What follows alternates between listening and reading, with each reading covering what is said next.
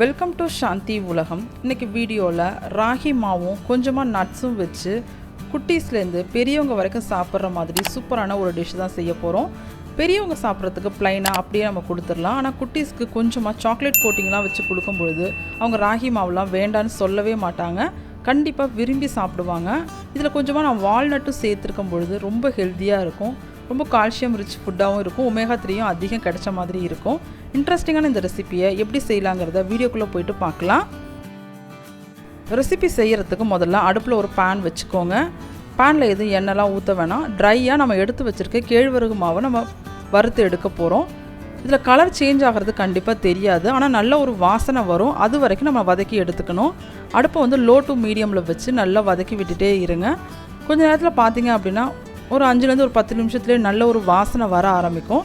அப்போது நம்ம இது பேன்லேருந்து எடுத்துகிட்டு நெக்ஸ்ட்டு ப்ராசஸ் செய்ய ஆரம்பிச்சுக்கலாம்.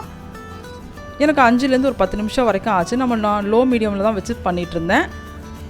இது இன்னொரு பேனுக்கு மாற்றிட்டு அதே சூட்டோடவே கொஞ்சம் கொஞ்சமாக தண்ணி ஊற்றி நம்ம புட்டு மாவுக்கு மிக்ஸ் பண்ணி எடுப்போம்ல, அந்த அளவுக்கு நம்ம மிக்ஸ் பண்ணி எடுத்துக்க போகிறோம். நார்மலாக கையில் கொழுக்கட்டை மாதிரி பிடிச்சிட்டு உதிர்த்து விடுவோம்ல, அந்த ப்ராசஸ் தான் செஞ்சுட்டு இட்லி பாத்திரத்தில் வச்சு ஆவி காட்ட போகிறேன். இந்த ப்ராசஸ் வந்து செய்யணுன்னு அவசியம் இல்லை. நீங்கள் நெய் சேர்க்க போகிறீங்க அப்படின்னா இந்த ப்ராசஸை டோட்டலாக ஸ்கிப் பண்ணிக்கோங்க.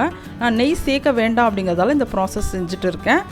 நல்லா ரெடி ஆகிடுச்சு. நெக்ஸ்ட்டு இட்லி பாத்திரத்தில் வச்சுட்டு ஒரு 20 மினிட்ஸ் நான் குக் பண்ணி எடுக்க போகிறேன்.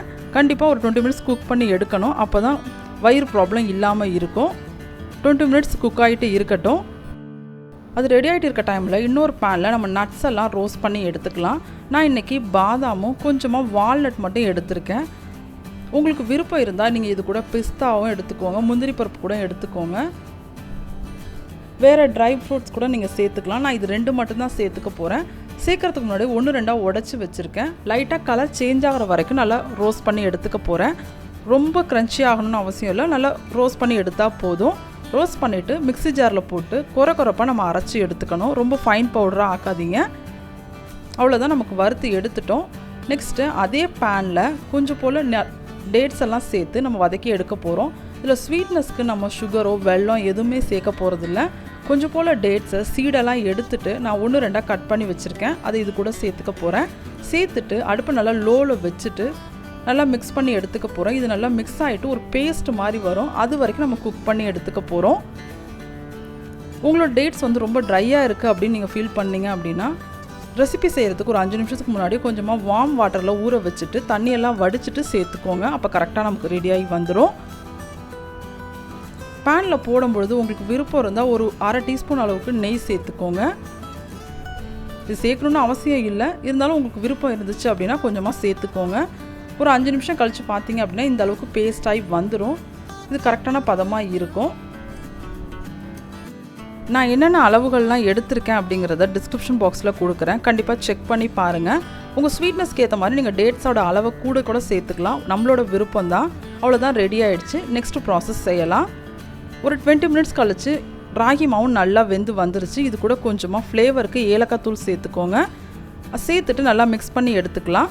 இது கூடவே நல்லா பொடி பண்ணி வச்சுருக்க சொன்னேன்னு குறைப்பாக அரைச்சி வச்சுருந்தா நட்ஸ் பவுடரையும் சேர்த்துக்கலாம். நட்ஸ் பவுடரையும் சேர்த்துட்டு நல்லா மிக்ஸ் பண்ணி எடுத்துக்கோங்க. இது 2த்தையும் நல்லா மிக்ஸ் பண்ணிவிட்டு நம்ம டேட்ஸில் சேர்த்து ஷேப் பண்ணி எடுத்துக்கலாம். உங்களுக்கு விருப்பமான ஷேப்பில் எடுத்துக்கோங்க. நான் இன்றைக்கி கொஞ்சமாக ரவுண்ட் ஷேப்லேயும் கொஞ்சம் அச்சிலையும் வச்சு எடுக்க போகிறேன். அப்போ கிட்ஸ் கொடுக்கும்போது கொஞ்சம் இன்ட்ரெஸ்டிங்காக இருக்கும். அதுக்காக தான் மிக்ஸ் பண்ணியாச்சு. நெக்ஸ்ட்டு டேட்ஸ் பேஸ்ட்டில் சேர்த்து நம்ம ஷேப் பண்ணி எடுத்துக்கலாம். நம்ம ராகி மாவை ஆவி காய்ச்சி எடுத்தோம்ல, அந்த ப்ராசஸ் வேணாங்கிறவங்க ஒரு 1/4 கப் போல் நெய்யை இந்த ஸ்டேஜில் கொஞ்சம் சூடு பண்ணி சேர்த்துக்கோங்க. அது நமக்கு பைண்ட் ஆகி வரத்துக்கும் ஃப்ளேவரும் நல்லாயிருக்கும். நீங்கள் குழந்தைங்களுக்கு மட்டும் கொடுக்கும்பொழுது அந்த மாதிரி செஞ்சுக்கோங்க. எனக்கு அதில் விருப்பம் இல்லை அப்படிங்கிறதால இந்த ப்ராசஸ் செஞ்சு நான் எடுத்திருக்கேன். நல்லா மிக்ஸ் பண்ணி எடுத்துகிட்டு ஷேப் பண்ணி எடுத்துக்கலாம். ஃபஸ்ட்டு கொஞ்சம் சூடாக இருக்கிற மாதிரி இருக்கும், அதனால் கரண்டியால் மிக்ஸ் பண்ணிவிட்டு அப்புறம் கை வச்சு ஷேப் பண்ணி எடுத்துக்கோங்க.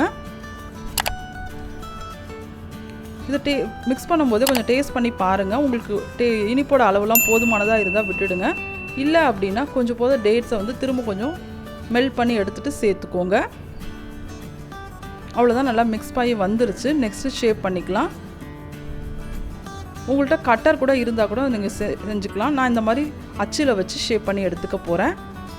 அவ்வளோதான், சூப்பராக நமக்கு ஹெல்த்தியான ஒரு டிஷ் ரெடி ஆகிடுச்சு. ரொம்ப கால்சியம் ரிச்சான ஒரு டிஷ்ஷு. ஒமேகா 3 கண்டிப்பாக கிட்ஸுக்கெல்லாம் வேணும். இதை மாதிரி ட்ரை பண்ணி பாருங்கள். கண்டிப்பாக அவங்க வால்நட் கூட வேண்டான்னு சொல்ல மாட்டாங்க. கண்டிப்பாக இந்த மாதிரி ட்ரை பண்ணி பாருங்கள். ட்ரை பண்ணி பார்த்துட்டு உங்களோட ஃபீட்பேக் கமெண்ட் பாக்ஸில் கொடுங்க.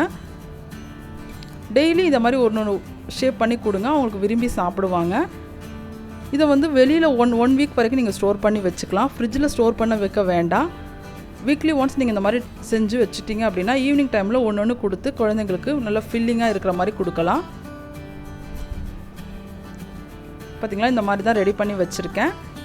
ரெடி பண்ணிவிட்டு நீங்கள் ஏர்டைட் கண்டெய்னரில் வச்சு வெளியிலே யூஸ் பண்ணிக்கோங்க. வெளியில் வச்சு அவ்வளோதான்.